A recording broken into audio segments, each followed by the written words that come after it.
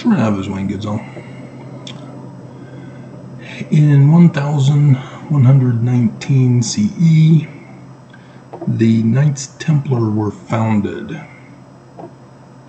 Their headquarters was on the Temple Mount in Jerusalem.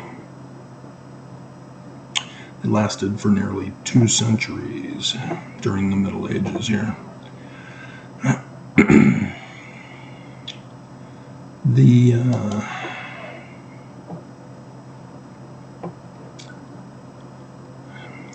I'll just read it from Wikipedia here.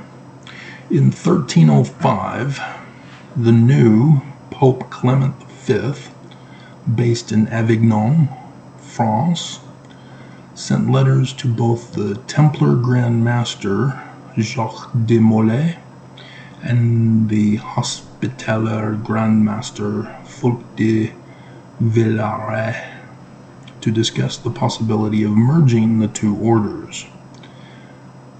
They didn't like the idea.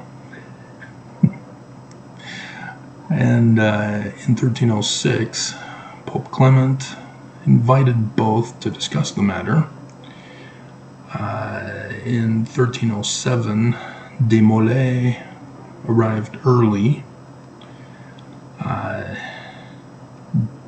De Villars was delayed.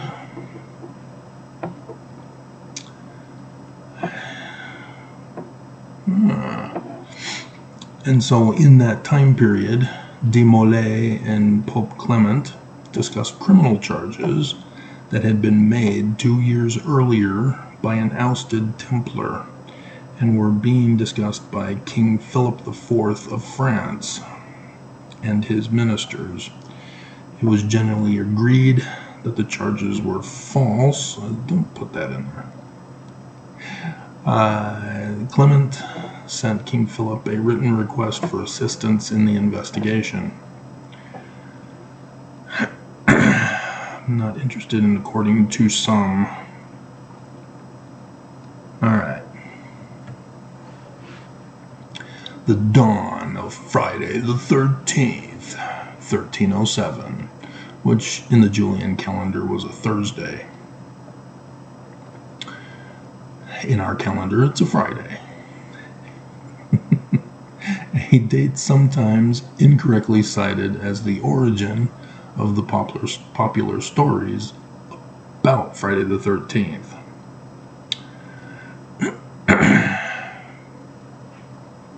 On that morning, King Philip IV ordered de Molay and scores of other French Templars to be simultaneously arrested. That doesn't sound like an incorrect citing. That's exactly what is cited.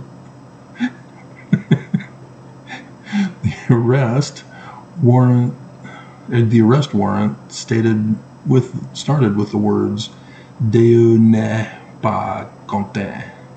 Nous avons des ennemis de la foi dans le royaume." I just butchered the French. God is not pleased. We have enemies of the faith in the kingdom.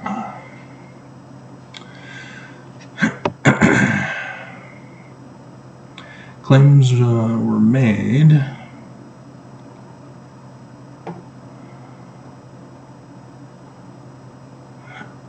during Templar admission ceremonies. They were tortured like the Spanish Inquisition. That's what the Catholic Church did. Recruits were forced to spit on the cross, deny Christ, engage in indecent kissing. Brethren were also accused of worshiping idols. The order was said to have encouraged homosexual practices. We got that from the kissing part. Many of these allegations contain tropes that bear similarities to accusations. And yeah, we got it. They were treated like Jews and witches.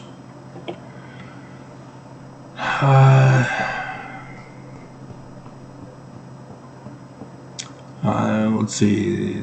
They were charged with financial corruption, fraud, and secrecy. Many of the accused confessed. under torture.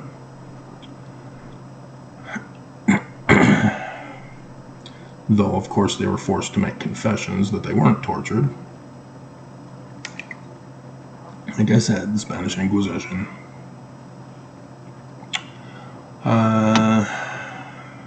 It caused a scandal in Paris. And then some more French stuff.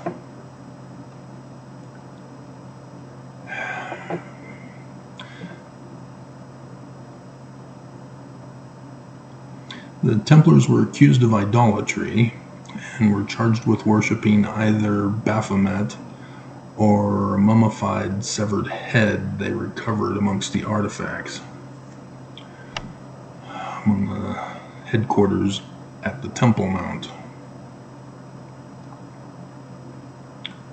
Yeah, it's John the Baptist. Good thinking, guys. Use your Catholic bias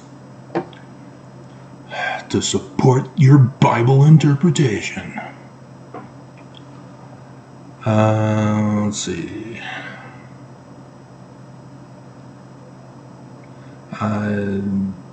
Relenting to King Philip's demands, Pope Clement issued the papal bull on 22nd of November, 1307, which instructed all Christian monarchs in Europe to arrest all Templars and seize their assets.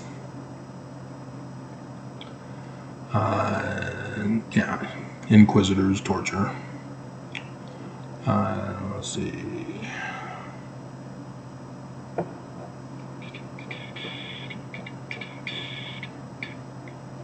Yeah, dozens of Templars were burned at the stake in Paris.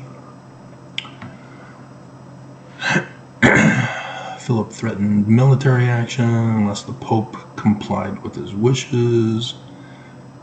Clement finally agreed to disband the order. At the Council of Vienne in 1312, he issued a series of papal bulls, which officially dissolved the order.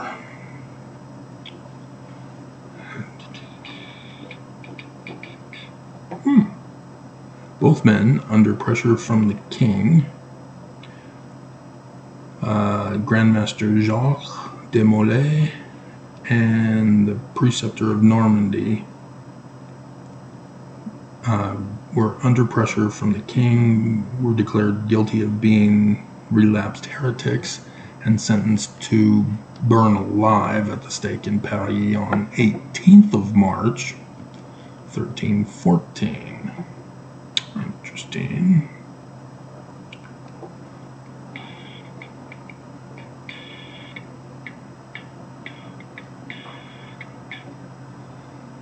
Yeah. They were believed to have had Egyptian gold plates that they were worshiping the gods thereof instead of the Bible.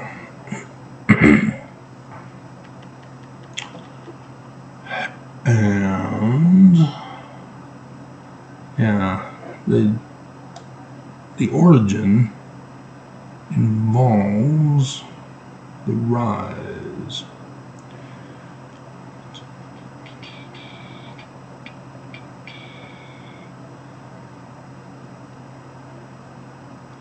Okay, 1099.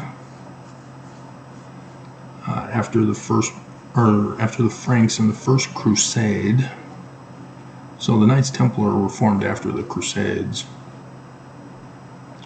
That's when Jerusalem was captured.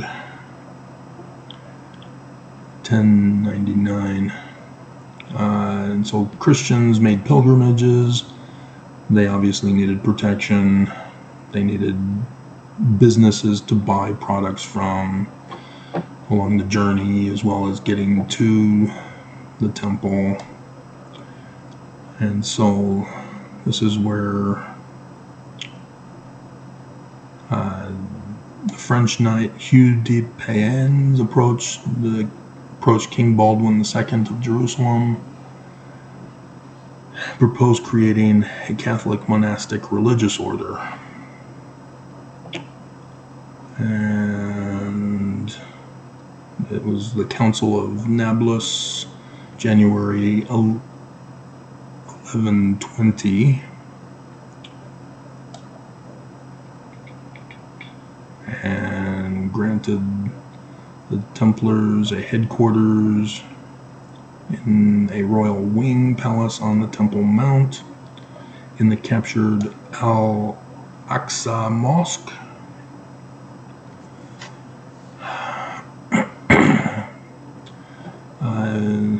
And so Temple Mount was above the ruins of the Temple of Solomon.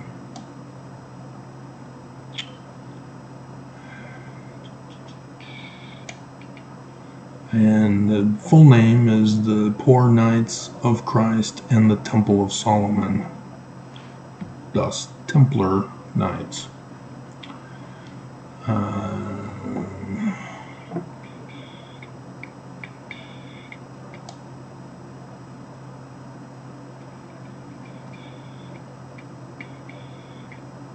And so, yeah, by being this group that was an exclusive business, they became exceedingly rich, and thus the created animosity against them by the Pope, who wanted to be worshipped, I mean have Jesus worshipped rather than those Egyptian deities. They remove the information about their going to Jerusalem in the first place, which is strange, although we do have history of the Knights Templar as a link.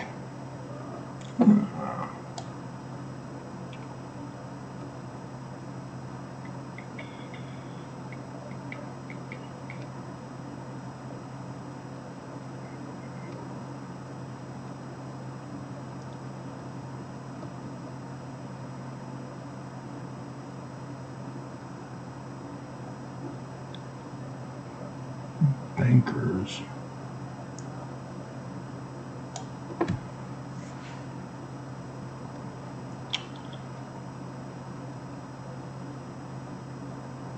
Let's see. Oaths of poverty. Huh? This was prior to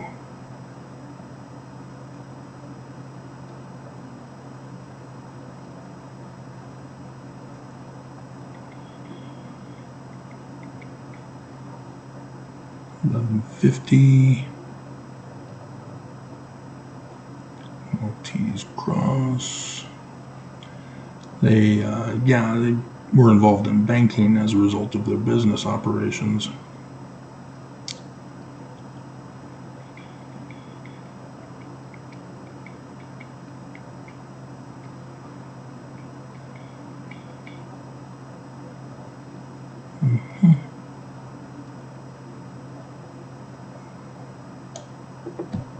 Yeah, finances. People were greedy and wanted to knock them down financially. Still don't see the going to the Temple Mound.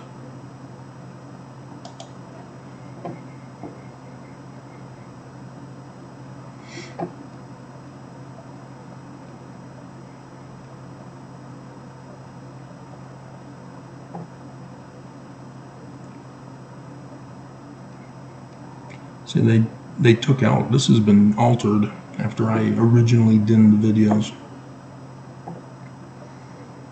But yeah, they went,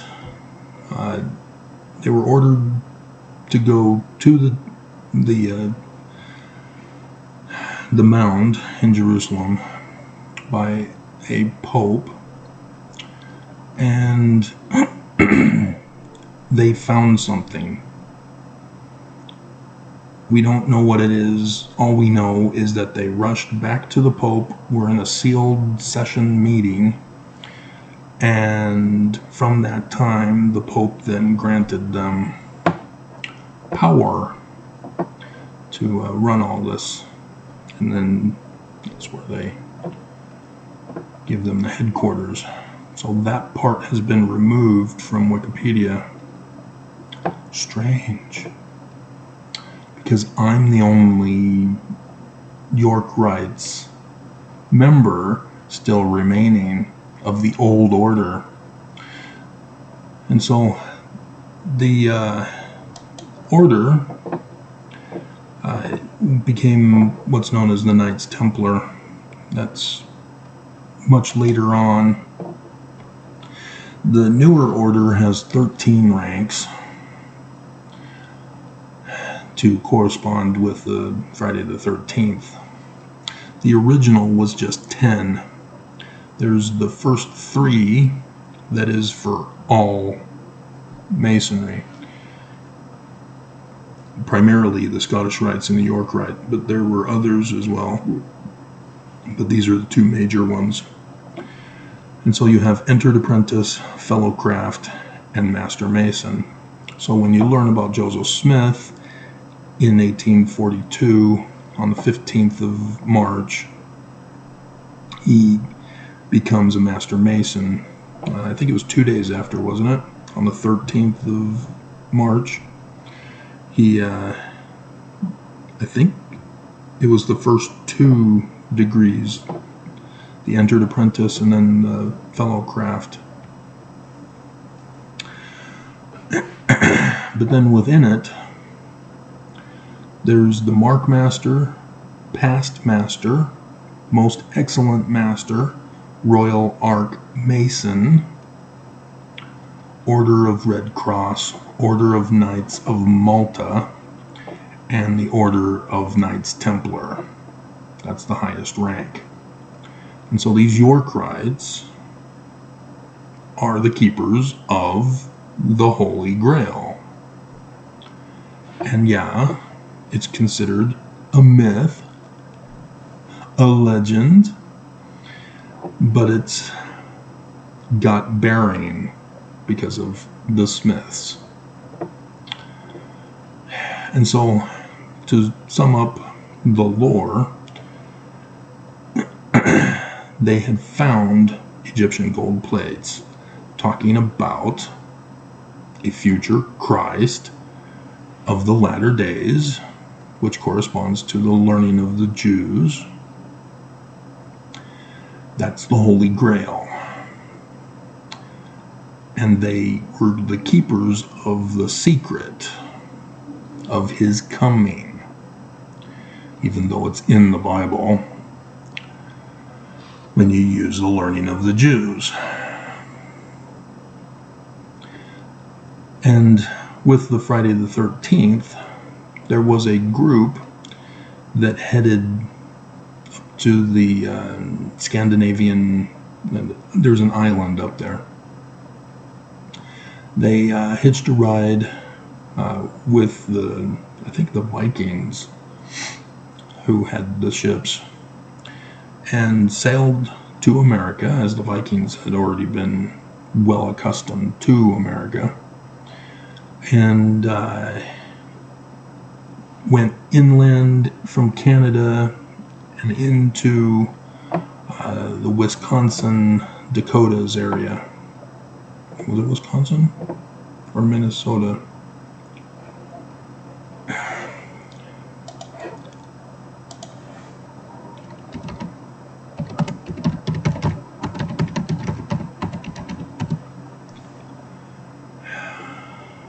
Minnesota.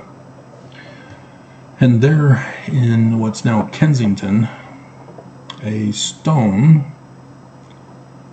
was uncovered. Did I should have brought this up. Delaying time.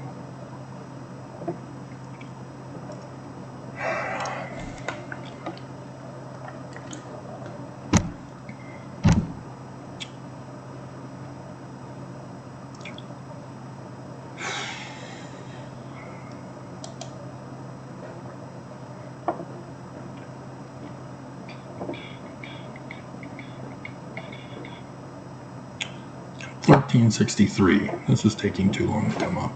Yeah, now you pop up.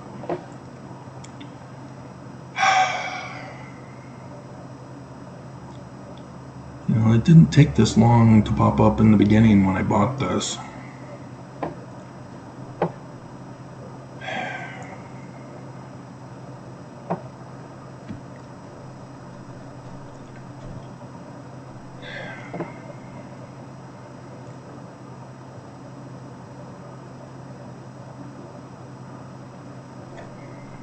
Taking too long.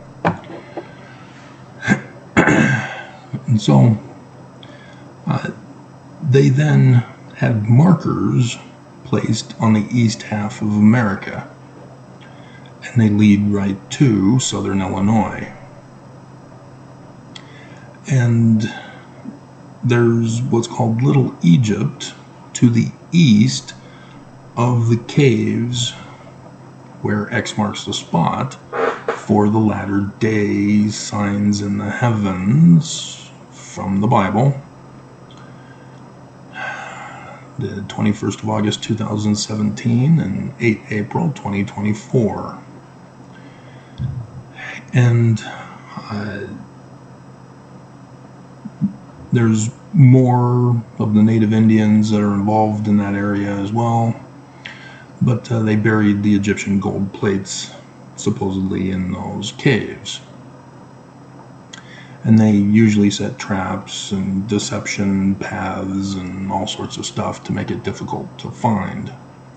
There's a well, for example, off the east coast of Canada, on an island there, and they tried to go down the well at a certain point. There was a note that said there's treasure beyond this point. They tried to go deeper, and it flooded. It was booby-trapped. So, those are the kinds of things that are associated with the Knights Templar. They kept a secret. And so that's the secrecy part of the Knights Templar. The knowledge that they obtained. And yeah, I already know all of this. I am the only Yorkites of the ancient order that has survived. That's Middle Age order, and I know the Holy Grail secret. And even though I'm a keeper of it, I'm revealing it to you. But yeah, I am the only keeper of the Holy Grail. I know the secret. And you don't believe, do you?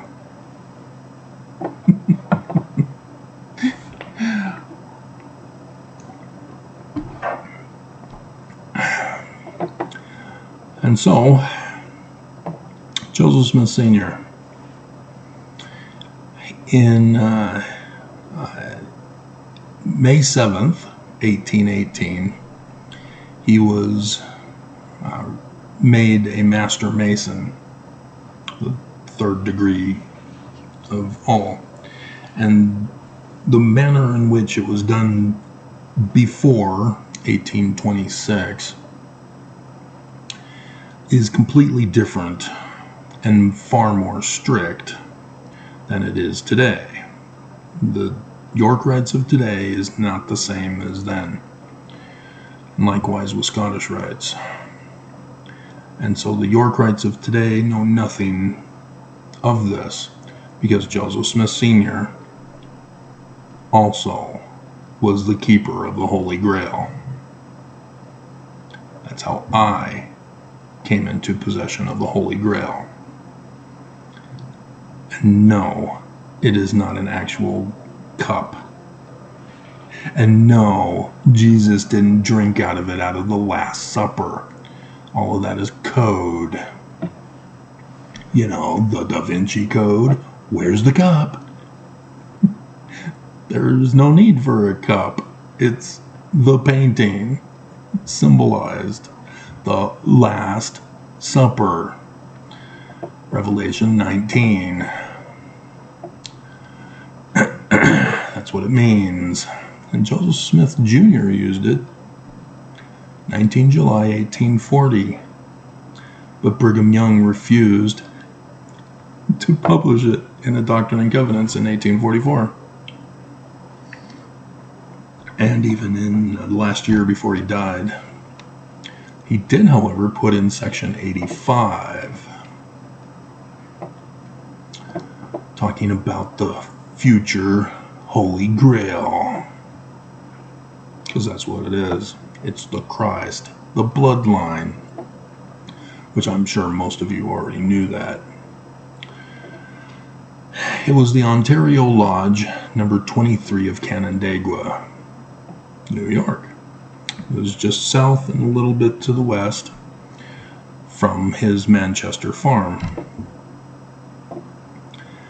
And we know that he was involved with Freemasonry because Hiram, in his birth certificate, his legal spelling of his name is Hiram, exactly as Hiram Abiff of the Freemasons, who was murdered at Solomon's Temple, and then the Freemasons in the ritual ceremony investigate the crime, who murdered him, and the secret of the Holy Grail, his future successor to the throne, the Christ, the King. And so it's not Jesus. And so thus the Egyptian part comes in, because Hiram Abiff is Osiris, who was murdered, and then Horus is the future Christ, who is to restore the throne. And the Bible is full of Egyptianisms, as I've been going over with you. Okay?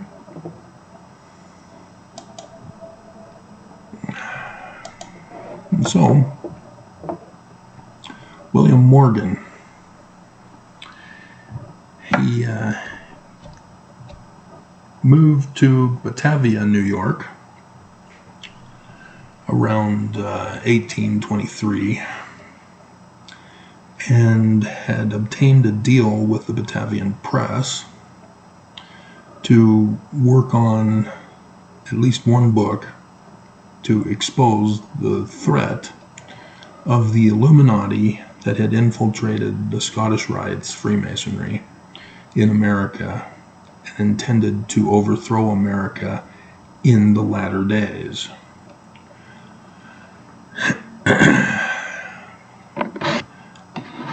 The Scottish Rites were intending to use the knowledge of the Bible prophecies to force the fulfillment to put their king on the throne.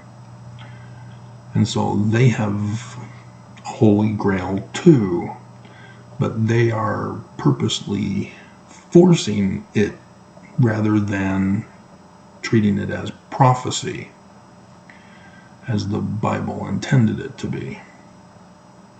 And so the York Rites maintained the prophecy part of it, whereas the Scottish Rites were going to force it, and they were going to force it with violence and destruction, being the bad guys, and then put their guy on the throne as the Christ. And the York Rites, it was just the prophecy fulfillment, similar to the British Druids, who created the myth of St. Patrick that was written by the one guy, corresponding it to the man like Moses. For that reason, because that's where the Jewish Christ comes from, is from the law of Deuteronomy in chapter 18, verses 15 through 19. He's a human with human parents, and will be in the latter days, as the story of Moses is a story of prophecy of him in the latter days.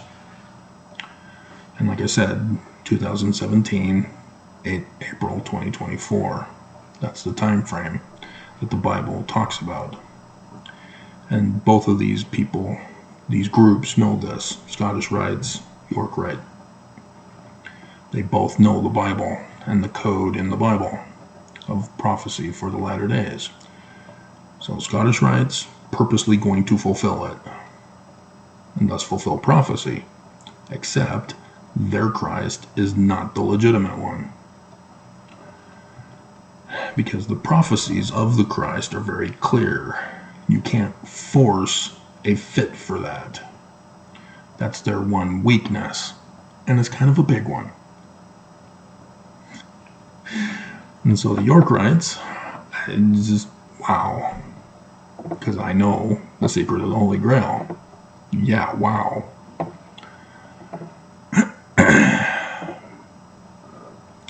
And so he needed a place separated from his home to work on the book. It had to be done in secret. Nobody can know about it because the enemy threat is already in America. And if they found out that he knew, they would murder him. He found at a fellow York Rite lodge in, Canandaigua, New York. And so he spent all his time there. It was a 2-day journey from Batavia, which gave sufficient distance away from his home to protect his family. And he was there at the lodge working on the book. And it required a scribe and a cover story. He had obtained the Royal Ark level rank, and on 9/11/1826 the enemy found out, and they threatened him first by having him falsely arrested. Back in those days, if you were unable to pay the debt, you go into debtor's prison for the rest of your life, and he would never have been able to finish the book. David Miller, nonetheless, came and paid the debt, which is strange because David Miller fronted him money. He wasn't lacking money. I guess it was just because he was locked up that he couldn't get access to the money. And so somebody else had to come and pay it. And so because of this threat, it became necessary that the master mason of the Lodge of Canandaigua, Joseph Smith Sr., take the responsibility of protecting his fellow brother in Freemasonry, and helped him flee the country. And there's chaos that ensued, disappearance. Nobody knows what happened to him, nor could they find his documents that he was working on. Because Joseph Smith Sr. is now responsible for finishing and publishing the book. So this is where science now fits in. Sidney Rigdon is the major author of the Book of Mormon. He's way out in Ohio with his congregation. He had come into possession of Solomon Spaulding's manuscript because he died before getting it published, and the press there in Pittsburgh can't do anything with it. The family didn't know about it, so they didn't go to the press to say, hey, we want our father's manuscript back, please, or pay for it to get it published. And so the press can only throw it away or give it away. Sidney Rigdon was a constant person there at the print press because he had a library himself. His horse accident as a younger boy caused brain damage, which made it difficult for him to write his own sermons. And so it became necessary to plagiarize the works of others in his sermons.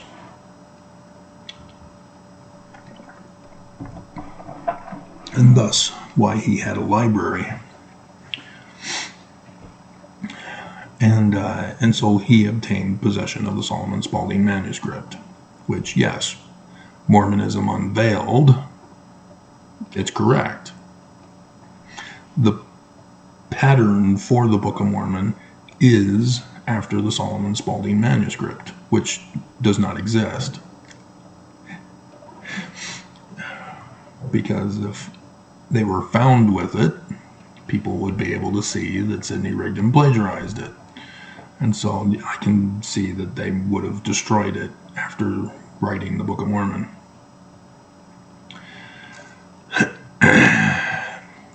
But they needed to find another way to pay for the Book of Mormon. And so this is where Joseph Smith comes in. And they don't write during this time period. What we have in the records are later on. The first writing that we have, I think, is 1828. It's the Doctrine and Covenants.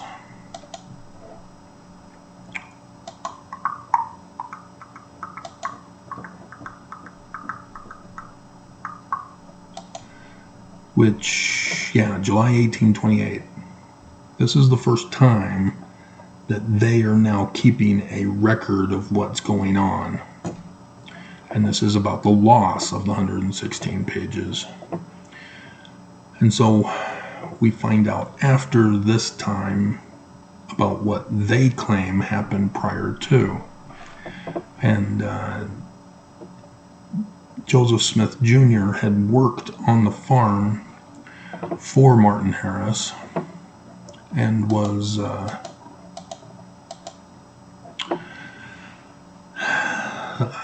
responsible for the digging of the well and finding the rocks that he used for his little rock and a hat trick, which he learned from his father, who was a part of the New Israelites, not a member, but was involved with when Justice Winchell joined the organization. He was the one that taught divining to those involved with the organization, along with forging metals, not forging documents. But yeah, if you can learn how to forge metal, you can replicate other items as well. And so, yeah, he had a sketchy past of criminal behavior because of that. And so notice, beware of the definition of forge. Because Smith likewise learned how to forge metals on the farm.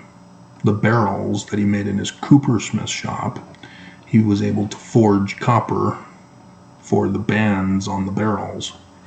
And you use copper for gunpowder. Now, why would he need gunpowder? Well, the threat. The enemy had revealed themselves and had falsely accused William Morgan. And so Joseph Smith Sr. likewise needed to get the Yorkites prepared for any potential battle or war that could occur between the Scottish Rites and the Yorkites. And so, thus, the cover story of obtaining copper for the providing of gunpowder for other Yorkites in the area. And thus, the copper plates also were used for the print press. After getting the manuscript written out, they would then be put onto copper plates and then given to the print press for printing. That would help the expense costs, because if you had to pay for the copper and the print press to put it on the copper plates, it'd be a lot more. Whereas if you could provide the copper plates, that would save you money. And so Joseph Smith Sr.'s knowledge of forging metals helped with that process. And so Sidney Rigdon was given promises for payment after he would join the church in December of 1830, which is what it ended up being, because of what Joseph Smith Jr. partnered with Sidney Rigdon to work on. And we see it in the Book of Mormon as well, and the manner in which the ritual of the church was favored Sidney Rigdon as well. Sidney Rigdon wanted a bigger platform for preaching. That's what he did. And so this gave him a bigger audience. And so the manner in which they got him into the church was, I believe it was Samuel, who was the missionary who gave Parley P. Pratt the Book of Mormon. Parley P. Pratt was a member of Sidney Rigdon's congregation in Ohio. Just happened to be in Palmyra. And Samuel Smith just happened to be there too. And so, yeah, they're creating a cover story because the enemy is looking for who escaped William Morgan and who has those manuscript pages. And so Martin Harris, by stealing the 116 pages, caused a panic with the Smiths. Joseph Smith was put on a timeout and immediately removed from Harmony north of Pittsburgh. Well, it's actually the farm because he got kicked out by the Methodists. That's where their child firstborn died, and they went to Emma's family church, the Methodists. But because Joseph had been arrested for glass looking in 1826 of March 20th, the Methodists wanted nothing to do with his kind, and they were banished. And Emma had to go, and thus the family, her parents, had to leave as well. And so Smith Sr. knew of a previous Harmony, Pennsylvania, there in Susquehanna County, and had them go there. And that's when Brother Hale's, or Brother Hale, I think it is, not the Hales, the S, had forged a sale document to Joseph Smith Jr. for some land for $2,000. Where's he getting that money from? He's supposed to pay for the Book of Mormon. And so they didn't quite think that one through. But Mormon responded to me and saying, "Oh yeah, you're wrong, because Joseph Smith bought land." Really? Thank you for the tip.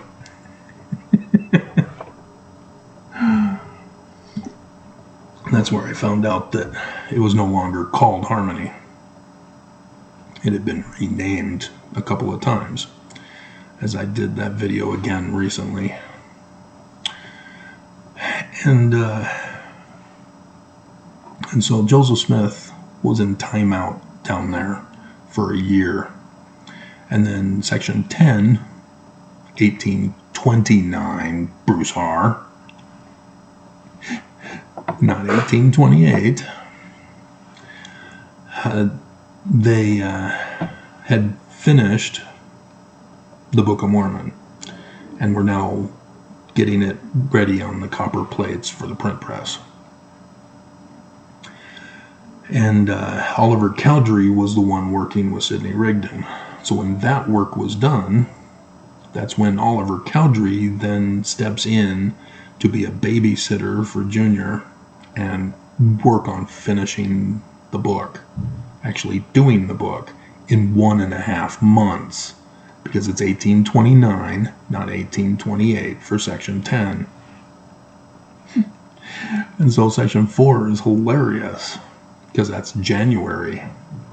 A marvelous work and a wonder is about to come forth among the children of men.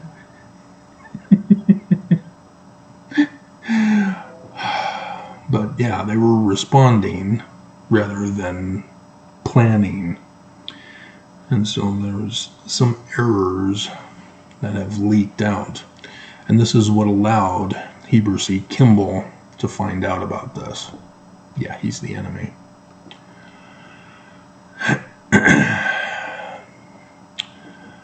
And so now we go to Joseph Smith history. As yes, there's a lot of history that I'm leaving out. And it's the second vision. And this is the bicentennial year. And this is why I'm covering it. Because the Church of Jesus Christ of Latter-day Saints is not covering it. They're going to celebrate the 24th of July of having murdered Joseph Smith, fled the country, sex trafficked a whole bunch of women, and then murdered the native inhabitants of the land to claim the valley as their kingdom of Deseret. That's what the 24th of July celebration in Utah is all about. Notice how we don't celebrate the actual state of Utah incorporation when it was made a state in the Union. I'm willing to bet the majority of us don't know that date. But we know about July 24th. And we have parades where the church is in charge of it, and the police and government officers are in the parade. Who owns the state of Utah again? The Danites. And so, let's go over, having covered longly, greatly, the introduction of the Knights Templar and the Holy Grail. While I was thus in the act of calling upon God, I discovered a light appearing in my room, which continued to increase until the room was lighter than at noonday. That's code for the Holy Grail, the Christ, Emmanuel, Amen of the Egyptians.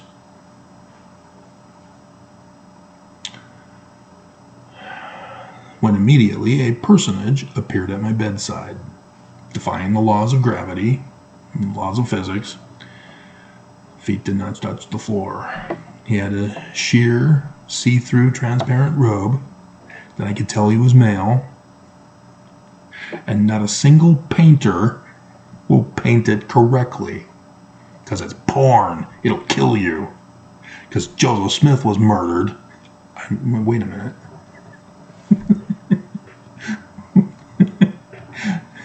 Was he murdered because he saw Nephi, not Moroni? And there's a reason why, and it has to do with the Book of Mormon. There are 4 books of Nephi. In the Jewish translation of the Old Testament, there are 4 books of Kings. We have 1st and 2nd Samuel and 1st and 2nd Kings. Samuel is the name of God. That's what it means in Hebrew. The name of God is Emmanuel, the King, the Christ. And so, yes, the books of Kings are about the Christ of the Jews and the house of Israel. the Holy Grail.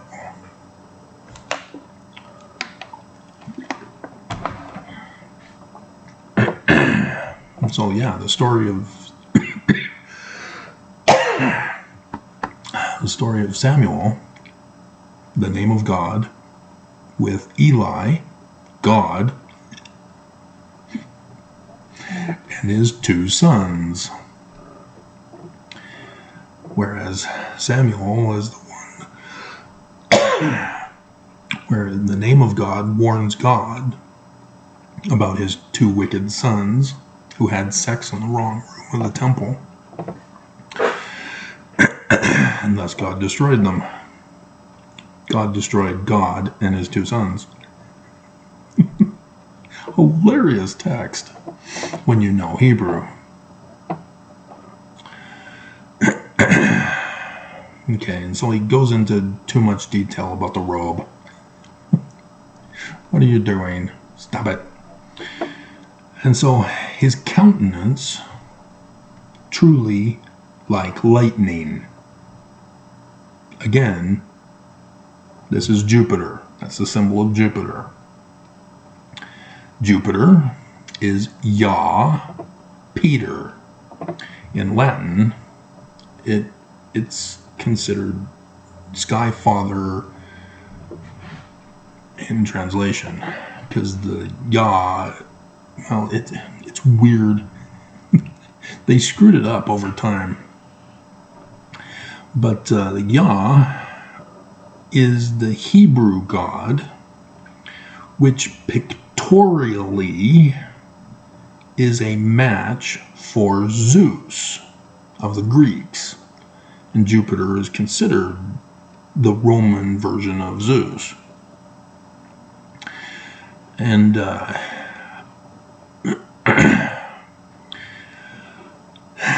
and so Peter is seer. And so you have Yah, Peter, which is Emmanuel, the sun god at noonday, the seer, the main god. And so Emmanuel is Zeus, is Yah, is Jupiter. Okay, that's the connection. Jupiter also has to do with Joseph Smith and his Jupiter stone found on his possession when he was assassinated, given to him by a friend. But also is used by John the Revelator in chapter 12. That's the man-child born of Virgo. Jupiter retrogrades for a pregnancy period of time and is prophesied the date of his coming on Earth. Not from outer space. That's the sign of the start of his ministry, the latter days.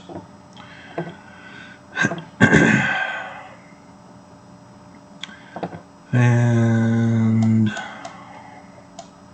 he calls Joseph by name, yet Joseph will not call him by name, because Joseph knows his name and he's encoding it for us. He knows the name of the future Christ. And when I did that video, and it was very emotional. And so he says he's Malachi, sent from the presence of God. And his name is Nephi. This is an error calling it Moroni, because the error is in section 27, verse 5. The key of translation and the Elijah prophecy in 37, the sticks of Judah and Joseph being combined together in one. That's the keys of Nephi. The Book of Mormon in 2 Nephi chapter 3 informs us of this. That the Book of Mormon is not the fulfillment But the Church of Jesus Christ of Latter-day Saints says, yes, it is. And make all these changes that need to be put back. And so he tells him about the Book of Mormon. Gold plates. Ta-da. Knights Templar.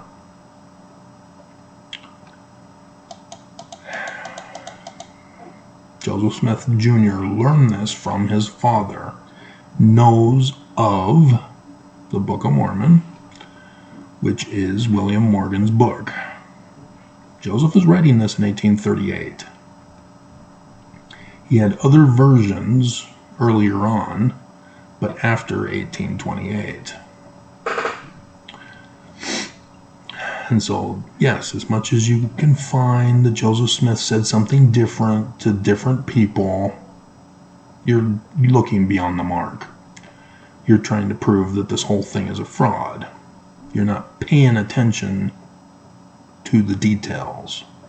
This 1838 version, Joseph Smith made official because the enemy was in his church and they were screwing it up. That's why he wrote it. Evil, disposed, and designing persons militating to destroy his church.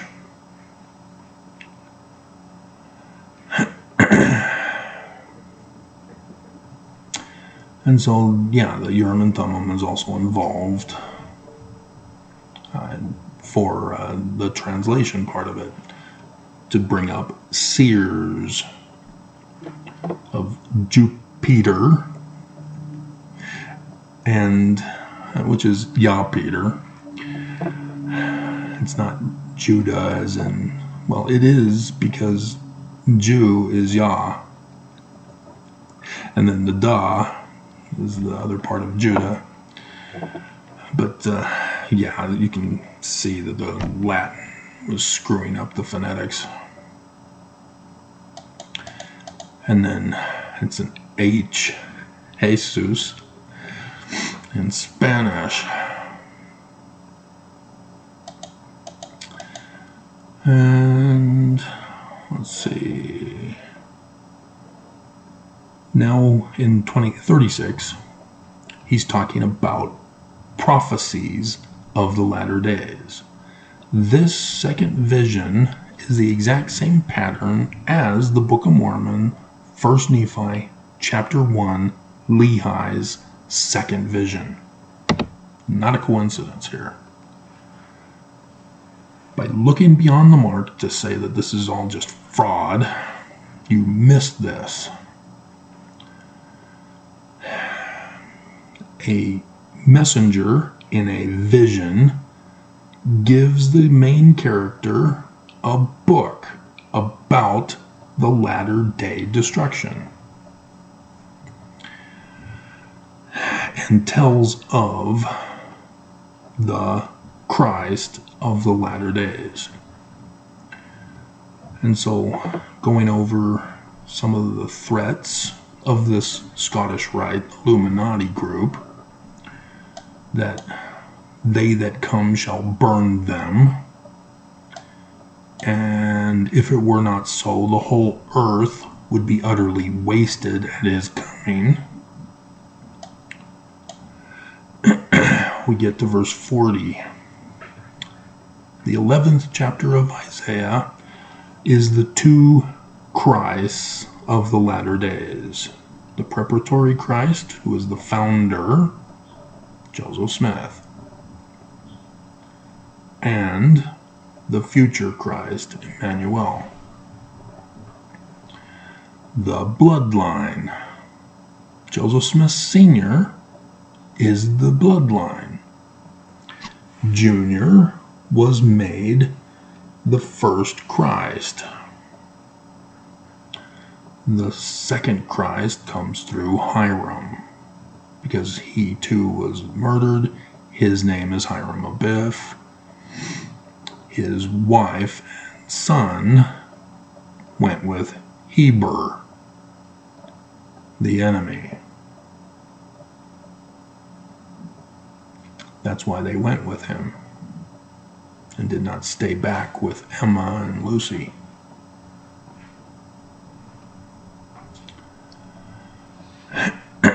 Because they had a mission to perform. And because of the faithfulness of John Solomon Fulmer, who was the only one in Carthage jail, other than Joseph and Hiram, of course, who weren't Danites. Danites escorted them to the prison, and Brigham's inner circle of Danites, Willard Richards and John Taylor, were left behind in the jail to make sure that they were murdered. John Solomon Fulmer was a part of his Nauvoo Legion, and needed to go with Brigham Young. And so that's where the pistol comes in, and I did the Carthage jail thing for his birthday video this year.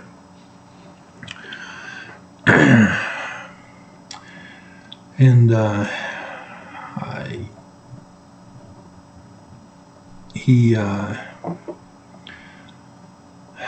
therefore, because Desdemona Fulmer also went, in order to go, he had to be compromised, and thus married a token extra wife because of that.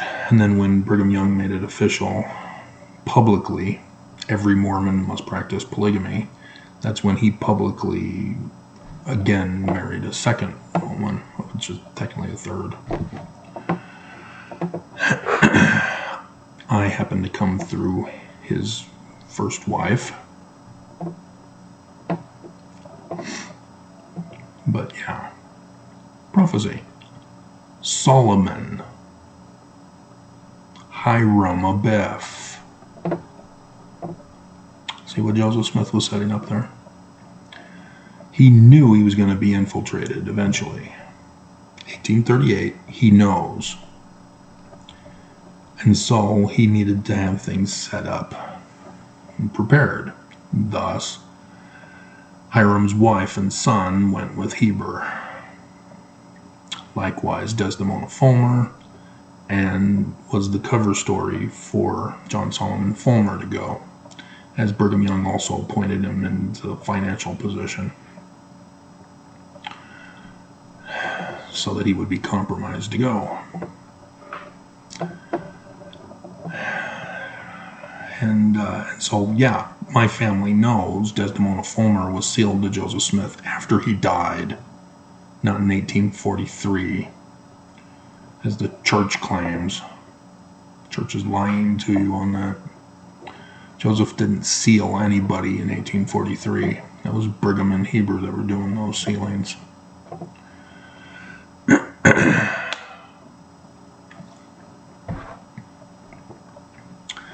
And so then, after talking about the two Christs, which likewise, 2 Nephi chapter 3, two Christs, and even Joseph Smith confesses that he's the Christ in section 107, verses 91 and 92. But we'll get to it, because here he then says, he quoted also the 3rd chapter of Acts, 22nd, 23rd verses, precisely as they stand in our New Testament. He said that that prophet was Christ. That's the learning of the Jews, Christ. It's not Jesus. Acts is not Christian. It's Jewish. It's supposed to be interpreted under the learning of the Jews. And so it's not Jesus. It's Emmanuel. Matthew. They quote Isaiah, but then say, so we named him Jesus. It's not real. It's a prophecy of the latter days. And likewise, Deuteronomy. A man like Moses, which means the story of Moses is a prophecy of the latter days. It's not real.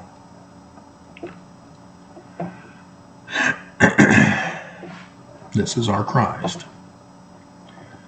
And if Mormons don't listen to him, they will be cut off, required of them, or utterly destroyed. He uses that in the code, as I've gone over with you. Because they that come shall burn you if you don't hearken. And so, section 107, verse 91.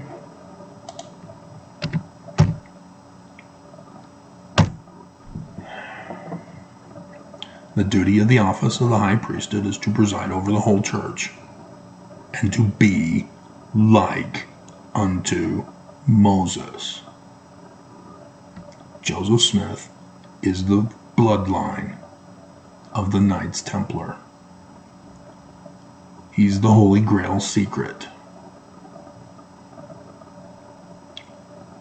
But you'll notice there's a footnote to section 103 verse 16 and also 28 verse 2, which is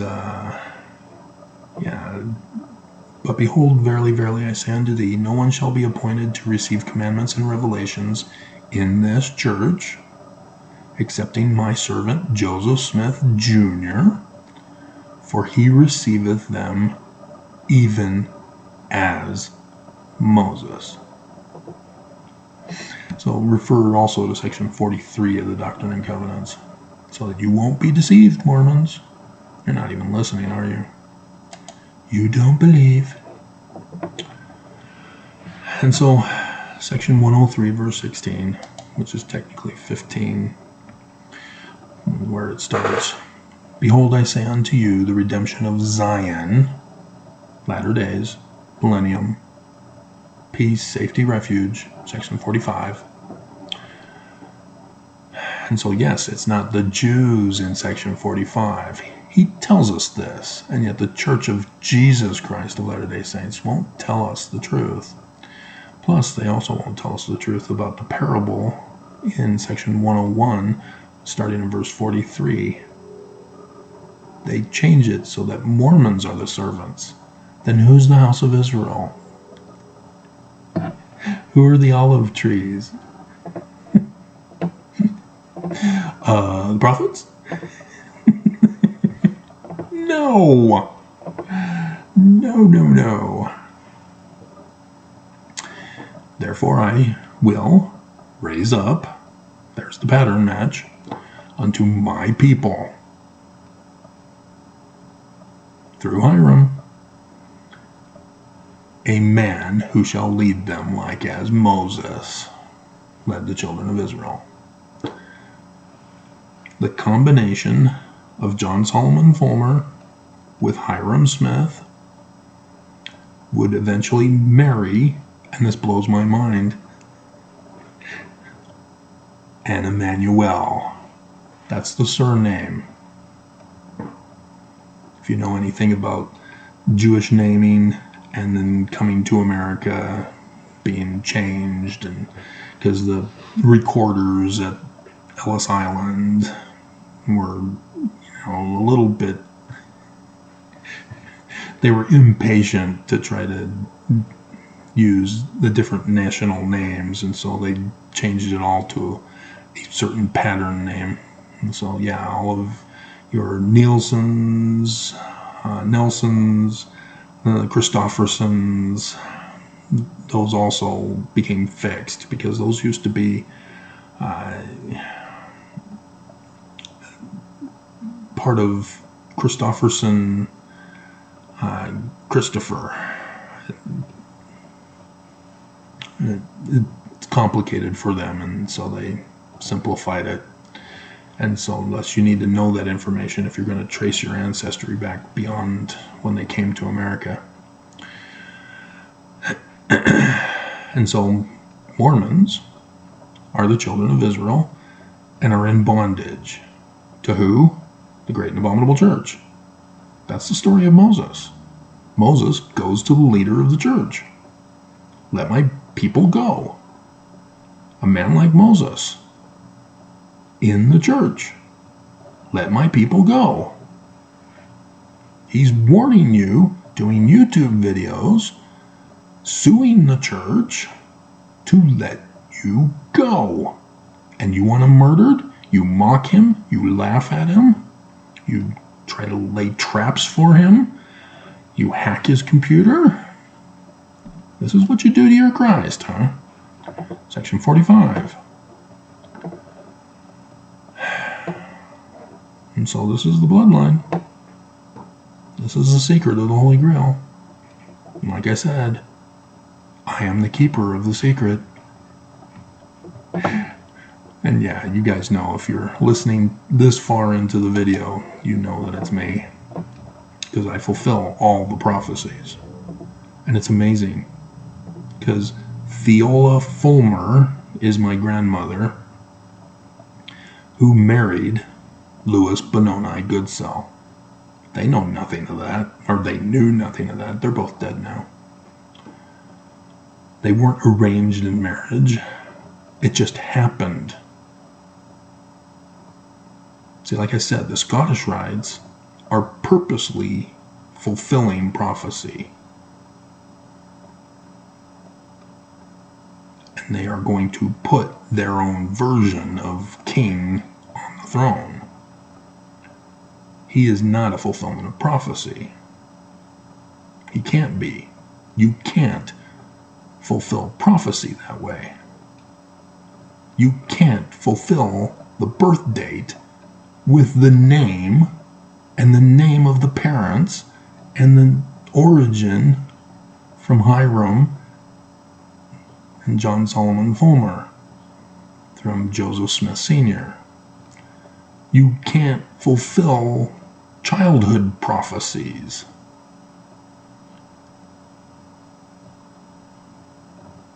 This is how I know it's me. Because I didn't know it growing up. It wasn't until my patriarchal blessing when I was suspicious of something.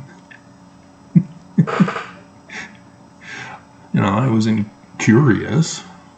We get taught that Joseph Smith in 2 Nephi chapter 3 is prophesied. And I was curious. I wonder if I'm prophesied. But, a quick search through the index, and yeah, I don't see Travis in here. Even though I knew it was he who was from the crossroads. But at that time, I wasn't smart enough to do that kind of investigation to figure it out. But yeah, my name, he who is from the crossroads, Wagoneer, Sun God, Goodsell. It's God's soul. It's from the British Druids, the ones who knew about the Holy Grail. Their name was kept secret because it's the hidden name, Emmanuel. I've gone over with you how the Egyptian sun god Amun had the hidden name that no man knew but he himself. And so yeah, the Church of Jesus Christ of Latter-day Saints knows this now. And it's freaking them out.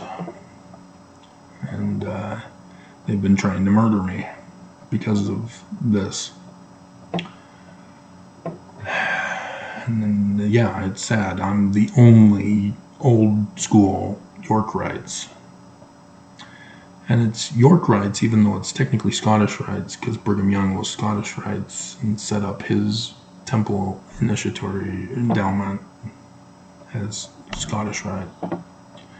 But because I know the secret, because I'm the fulfillment of prophecy, because I know that the great and abominable church is the Church of Jesus Christ of Latter-day Saints, I'm technically the fulfillment of the York rites. And restoring the ancient order, because I'm the only one who knows how to do that too. Simply by deciphering Paleo-Hebrew.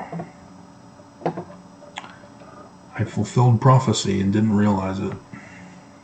I was just born to do it. So, yippee-ki-yay. On with my day.